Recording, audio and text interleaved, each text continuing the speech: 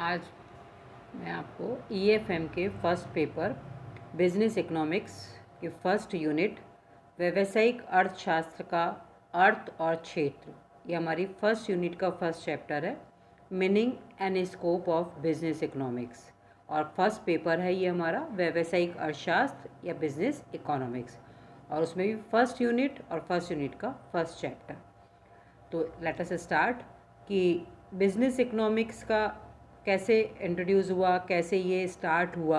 Business economics start करने से पहले एक चीज़ मैं आपको यहाँ बताना चाह रही हूँ कि मैंने आपको यहाँ पीडीएफ में हिंदी मीडियम में भी और इंग्लिश मीडियम में भी नोट्स अवेलेबल कराए हैं।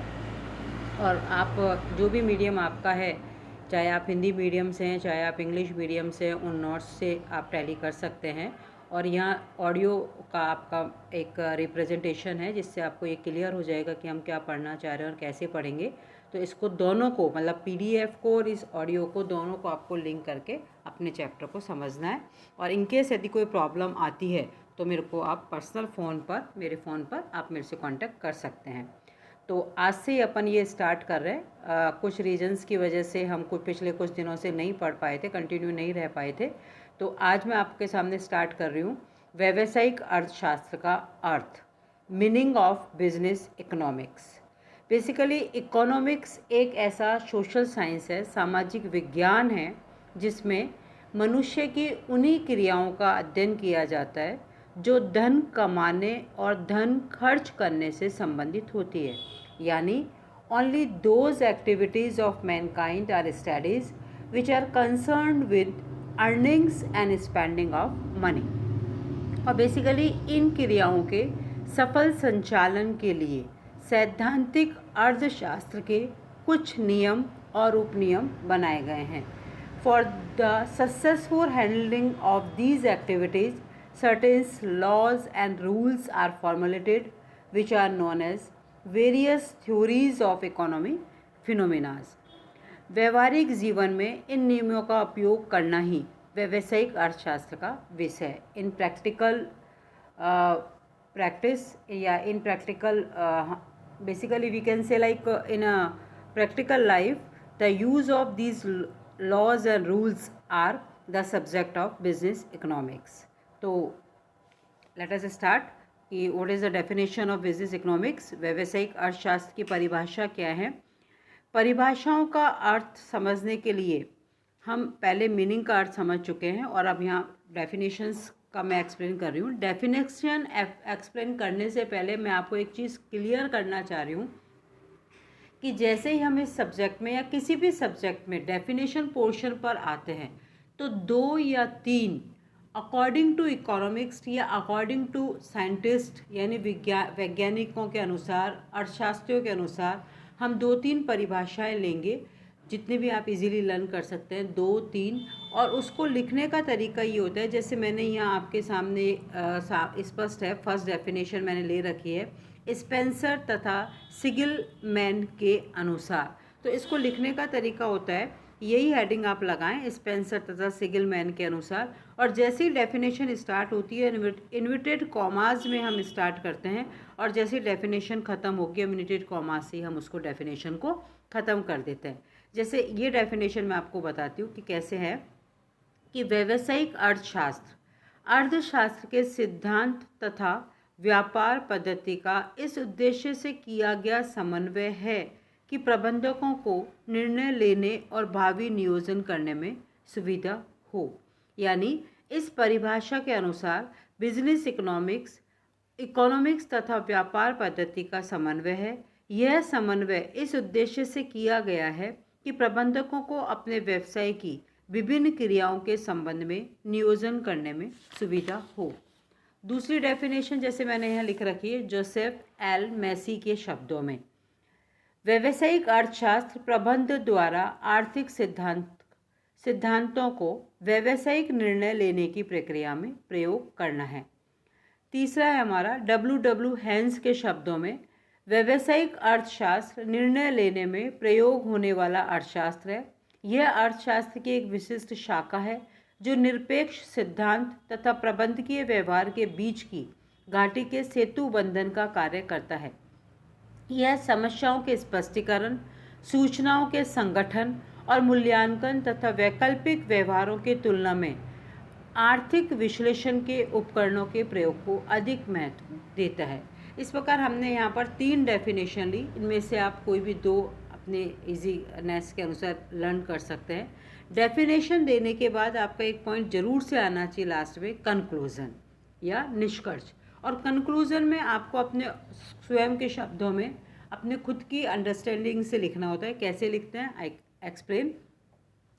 कि उपरोक्त परिभाषाओं का अध्ययन करने के बाद यह कहा जा सकता है कि बिजनेस इकोनॉमिक्स व्यावसायिक अर्थशास्त्र ज्ञान की वह शाखा है जिसमें आर्थिक विश्लेषण के सिद्धांतों का व्यावसायिक प्रबंध की समस्याओं के समाधान करने तथा नीति निर्धारण हेतु प्रयोग किया जाता है। यह विज्ञान अर्थशास्त्र तथा व्यावसायिक प्रबंध की सीमा पर स्थित है और अर्थशास्त्र तथा व्यावसायिक प्रबंध के मध्य सेतु बंधन का कार्य करता है। यानी at the last we can say कि like all the above definition, it can be conclude that business economics is that branch of knowledge in which theories of economic analysis are used for solving business management problems and determination of business policies. This science is situated on the border lines of economics and business management and serve as a bridge between economics and business management. तो यानी हम ये कहना चाह रहे हैं यहाँ कि बिजनेस इकोनॉमिक्स नॉलेज की वह ब्रांच है जिसमें इकोनॉमिक एनालिसिस के प्रिंसिपल्स का बिजनेस मैनेजमेंट की समस्याओं के समाधान करने और नीति निर्धारण हेतु प्रयोग किया जाता है। यह विज्ञान अर्थशास्त्र और व्यावसायिक प्रबंध की सीमा पर स्थित है और अर्थशास्त्र और व्यावसायिक प्रबंध के मध्य सेतु बंधन का कार्य करता है। इस प्रकार पहला पोर्शन हमारा जो है बिजनेस इकोनॉमिक्स का अर्थ और डेफिनेशन। सेकंड पोर्शन आता है हमारा व्यावसायिक अर्थशास्त्र की विशेषताएं, कैरेक्टरिस्टिक्स ऑफ बिजनेस इकोनॉमिक्स। या मैंने पॉइंट्स दे रखे हैं आपको, 10 पॉइंट्स मैंने आपको यहाँ लिख रखे हैं और 10 पॉइंट्स का हिंदी और इंग्लिश दोनों में मैंने यहाँ लिखा हुआ है एंड आई एम ट्राइंग कि मैं दोनों को मिक्स में आपको एक्सप्लेन कर सकूँ। तो बिजनेस इकोनॉमिक्स एक नवीन विषय है, it is a new subject जिसमें आर्थिक विश्लेषण के सिद्धांतों का प्रयोग व्यावसायिक निर्णयों और भावी नियोजन में किया जाता है। यह एक व्यवहारिक उपयोगिता का विषय है। इसे आदर्श प्रधान विज्ञान और कला की संख्या दी जाती है। व्यावसायिक अर्थशास्त्र की प्रमुख विशेषताएं निम्नलिखित हैं। फर्स्ट है व्यष्टि अर्थशास्त्रीय स्वभाव, micro economic nature. Basically economics या बिजनेस इकोनॉमिक्स पढ़ने से पहले हमें ये मालूम होना चाहिए कि इकोनॉमिक्स की 2 ब्रांच होती है, माइक्रो और मैक्रो। माइक्रो मीन्स व्यष्टि एंड मैक्रो मीन्स समष्टि, या इसको ऐसे कह सकते हैं कि माइक्रो मीन्स बहुत छोटा और मैक्रो मीन्स बहुत बड़ा।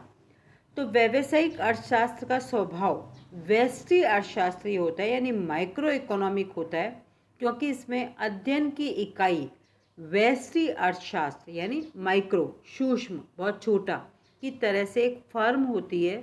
इसमें एक फर्म विशेष की समस्याओं का अध्ययन किया जाता है। इसमें संपूर्ण अर्थव्यवस्था का अध्ययन नहीं किया जाता, यानी पूरा इकोनॉमिक्स या पूरी इकोनॉमी का अध्ययन नहीं करते हम, इसमें केवल एक फर्म का अध्ययन करते हैं। इसमें एक व्यक्ति की क्रियाओं का भी अध्ययन नहीं किया जाता, केवल व्यावसायिक फर्म का अध्ययन किया जाता है। दूसरा पॉइंट है हमारा फर्म सिद्धांत या फर्म का अर्थशास्त्र, थ्योरी ऑफ फर्म और economics of firm. Business economics में उन सभी आर्थिक सिद्धांतों, धारणाओं और मॉडलों का अध्ययन किया जाता है जिन्हें हम फर्म सिद्धांत या फर्म के अर्थशास्त्र के नाम से जानते हैं। इसमें लाभ सिद्धांत, प्रॉफिट थ्योरी की भी विवेचना की जाती है, जो अर्थशास्त्र के डिस्ट्रीब्यूशन सिद्धांत का, वितरण सिद्धांत का एक भाग है। इसमें वितरण के अन्य सिद्धांतों का अध्ययन नहीं किया जाता। इसमें लाभ सिद्धांत का अध्ययन इसलिए किया जाता है क्योंकि फर्म के महत्वपूर्ण ऑब्जेक्टिव में से एक ऑब्जेक्ट लाभ कमाना होता है। पहले फर्म का एकमात्र उद्देश्य लाभ को अधिकतम करना माना जाता था, परंतु अब इस विचारधारा में परिवर्तन हो गया है। फिर भी लाभ कमाना या संतोषप्रद लाभ कमाना फर्म का एक उद्देश्य होता है। तीसरा पॉइंट है समष्टि अर्थशास्त्र भी उपयोगी, means adequate importance of macroeconomics. Business economics के लिए व्यापक अथवा समष्टि अर्थशास्त्र भी उपयोगी होता है, क्योंकि इसका ज्ञान उस वातावरण को बुद्धिमत्ता पूर्वक समझने में सहायक होता है जिसमें एक व्यावसायिक फर्म कार्य करती है। यानी हमें बिजनेस इकोनॉमिक्स में मैक्रो इकोनॉमिक्स भी पढ़नी जरूरी होती है, क्योंकि मैक्रो इकोनॉमिक्स के माध्यम से या मीडियम से ही हम एक व्यावसायिक फर्म को ज़्यादा अच्छे से समझ सकते हैं। समष्टि अर्थशास्त्र का ज्ञान व्यावसायिक प्रबंधकों को उन बाहरी शक्तियों के साथ अपने व्यवसाय को यथासंभव सर्वोत्तम ढंग से समायोजन करने के योग्य बनाता है, जिन पर प्रबंधकों का कोई नियंत्रण नहीं होता, परंतु उनके व्यवसाय के कल्याण में निर्णायक या निर्णयपूर्वक महत्व रखती हैं। ऐसी महत्वपूर्ण बाहरी शक्तियों में सरकार की कर नीति, औद्योगिक नीति, विदेशी व्यापार नीति, श्रम नीति, राष्ट्रीय आय विश्लेषण तथा व्यापार चक्र आदि प्रमुख है। समष्टि अर्थशास्त्र के वे सभी पहलू जो फर्म विशेष को प्रभावित करते हैं व्यावसायिक अर्थशास्त्र के अध्ययन के भाग माने जाते हैं। व्यावसायिक अर्थशास्त्री इन महत्वपूर्ण समष्टि मूलक तत्वों की अपेक्षा नहीं कर सकता, उसे इन समष्टि मूलक पहलुओं का वैज्ञानिक विश्लेषण करके फर्म के निर्णयों को इनसे समायोजित करना होता है। यानी बिजनेस इकोनॉमिक्स के लिए business economics no doubt it is a micro economics, लेकिन माइक्रो इकोनॉमिक्स को समझने के लिए भी हमें मैक्रो इकोनॉमिक्स की नॉलेज होना भी जरूरी है। चौथा पॉइंट है वर्णनात्मक न होकर निधानात्मक अर्थशास्त्र, not descriptive but determinative economics. व्यावसायिक इकोनॉमिक्स या बिजनेस इकोनॉमिक्स का स्वभाव वर्णनात्मक इकोनॉमिक्स न होकर निधानात्मक होता है। यह विभिन्न चरों का वर्णन न करके उनका निर्धारण करने वाला विषय है। आर्थिक सिद्धांत में विभिन्न प्रकार के नियमों का प्रतिपादन किया जाता है, परंतु उनके बारे में उचित अनुचित का निर्णय नहीं लिया जाता। बिजनेस इकोनॉमिक्स में विभिन्न चरों के मध्य पाए जाने वाले संबंधों के बारे में निर्णय लिया जाता है। फॉर एग्जाम्पल, आर्थिक सिद्धांत में मांग के नियम का अध्ययन किया जाता है। तब यह बचाया जाता है कि मूल्य बढ़ने पर मांग घटती है और मूल्य घटने पर मांग बढ़ती है, परंतु यहाँ यह विचार नहीं किया जाता कि मांग में जो परिवर्तन होता है वह अच्छा है या बुरा, परंतु बिजनेस इकोनॉमिक्स में यह निर्धारण किया जाता है कि फर्म के लिए यह परिणाम अच्छा है या बुरा। बिजनेस इकोनॉमिक्स विभिन्न निर्णयों के फर्म पर पड़ने वाले अच्छे और बुरे प्रभावों की व्याख्या करता है, अर्थात बिजनेस इकोनॉमिक्स सैद्धांतिक विषय न होकर व्यवहारिक उपयोगिता का विषय है। पांचवा, निर्देशात्मक स्वभाव, पर्सपेक्टिव नेचर। बिजनेस इकोनॉमिक्स का नेचर निर्देशात्मक होता है। ये निर्देशित करता है कि क्या करें और क्या ना करें। फॉर एग्जाम्पल, मांग का नियम मूल्य वृद्धि और कमी से मांग में कमी और वृद्धि को सूचित करता है। यह अच्छा है या बुरा इसका स्पष्टीकरण यह नियम नहीं करता, परंतु बिजनेस इकोनॉमिक्स में मूल्य वृद्धि से मांग में कमी या मूल्य में कमी से मांग में वृद्धि का फर्म पर प्रभाव देखकर आवश्यक निर्देश दिया जाता है कि फर्म को मूल्य में वृद्धि करनी चाहिए या नहीं। इसलिए बिजनेस इकोनॉमिक्स का स्वभाव निर्देशात्मक होता है।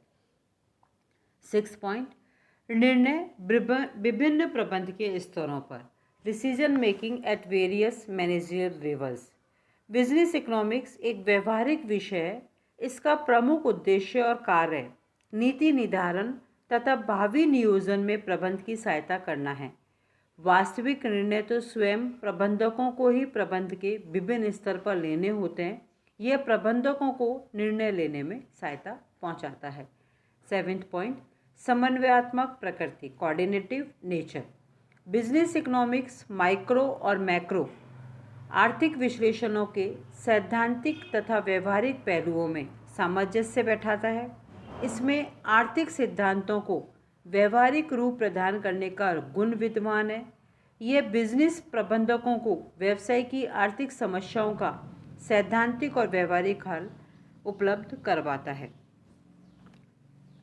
8वां, विज्ञान और कला दोनों, both science and art. Business economics का उपयोग व्यवस्थित ज्ञान के रूप में किया जाता है, अतः यह विज्ञान है। इसमें वस्तु स्थिति का अध्ययन भी किया जाता है, अतः यह वास्तविक विज्ञान है। और भावी सफलता के लिए आदर्श निर्धारित किया जाता है, अतः यह आदर्श विज्ञान भी है। और वास्तविकता को प्राप्त करने की विधि भी इसमें बताई जाती है, यह एक कला भी है। 9th पॉइंट, सैद्धांतिक शिक्षण की अपेक्षा केस विधि अधिक उपयोगी। Case method is more useful than theoretical teaching. Business economics का शिक्षण सैद्धांतिक न होकर किसी वस्तु स्थिति पर आधारित होने पर अधिक उपयोगी होता है। बिजनेस इकोनॉमिक्स सैद्धांतिक विषय न होकर व्यवहारिक उपयोगिता का विषय है, अतः प्रबंधकीय अर्थशास्त्री इस बात के लिए अभ्यस्त होने चाहिए कि वे विभिन्न परिस्थितियों में प्रबंधकों को सही निर्णय लेने में सहायता पहुंचा सके। बिजनेस इकोनॉमिक्स को विश्वविद्यालय अथवा प्रबंध संस्थानों में केस विधि द्वारा पढ़ाया जाना चाहिए, अर्थात विद्यार्थियों के सामने व्यावसायिक फर्म की समस्या रखी जानी चाहिए, उसे व्यावसायिक इकोनॉमिक्स की विधियों द्वारा हल करके बताया जाए, जिससे विद्यार्थी लोग भविष्य में जब प्रबंधक बनेंगे तो वे अपनी फर्म की वास्तविक समस्याओं को हल कर सकें। सैद्धांतिक शिक्षण व्यवहारिकता से दूर होता है, अतः उसकी फर्म के लिए विशेष उपयोगिता नहीं होती। एंड लास्ट पॉइंट, अधिक परिष्कृत विषय, more refined subject. Business economics आर्थिक सिद्धांत की तुलना में अधिक परिष्कृत है। इसके अंतर्गत विश्लेषण के लिए आधुनिक गणितीय तथा अन्य वैज्ञानिक उपकरणों की अधिक सहायता ली जाती है। बिजनेस इकोनॉमिक्स में विभिन्न मॉडलों का निर्माण करने हेतु क्रियात्मक अनुसंधान, रिसर्च व कंप्यूटरों का उपयोग भी किया जाता है। आर्थिक सिद्धांत अत्यधिक अवास्तविक मान्यताओं पर आधारित होते हैं, जबकि बिजनेस इकोनॉमिक्स के मॉडल अधिक व्यवहारिक और वैज्ञानिक होते हैं। बिजनेस इकोनॉमिक्स की धारणाएं अनिश्चितताओं के अंतर्गत भी प्रबंधकों को उपयोगी निर्णय लेने में सहायता पहुंचाती है। इस प्रकार मैंने आज आपको बताया कि what is the meaning of business economics and definition and how to write meaning and definition portion of any topic. And then हमने डिस्कस किया कि बिजनेस इकोनॉमिक्स की विशेषताएं कैसे हैं। पॉइंट्स वाइज आपको हमेशा इसको लिखना चाहिए। इसका तरीका ये होता है कि पॉइंट लिखे देन एक्सप्लेन करें उसको, एंड एक्सप्लेनेशन वे में भी ज़्यादा से ज़्यादा कोशिश करनी चाहिए कि आपके अपने खुद के वर्ड्स होने चाहिए, हम उसको अपने तरीके से उसको एक्सप्लेन कर सकें। एंड पॉइंट्स वाइज लिखने से सबसे ज़्यादा बेटर बेनिफिट ये होता है कि आप सारे पोर्शंस को उसमें कवर कर सकते हैं एंड एग्जामिनर भी उसको ज़्यादा अच्छे से एनालाइज कर सकता है। तो आज के लिए इतना ही, एंड नेक्स्ट जो मेरा टॉपिक कंटिन्यू रहेगा अब, और इसमें कोई भी प्रॉब्लम किसी भी स्टूडेंट्स को आती है तो आपको ग्रुप में हमने ये फैसिलिटीज़ नहीं दे रखी है कि आप ग्रुप में हमसे कांटेक्ट कर सकें या ग्रुप में हमें लिख सकें। मेरे पर्सनल नंबर पे आप मुझे मैसेज कर सकते हैं कि आपको कोई प्रॉब्लम आ रही है या कैसा लग रहा है, then we will again discuss कि हम इसको कैसे और आगे कंटिन्यू रख सकते हैं।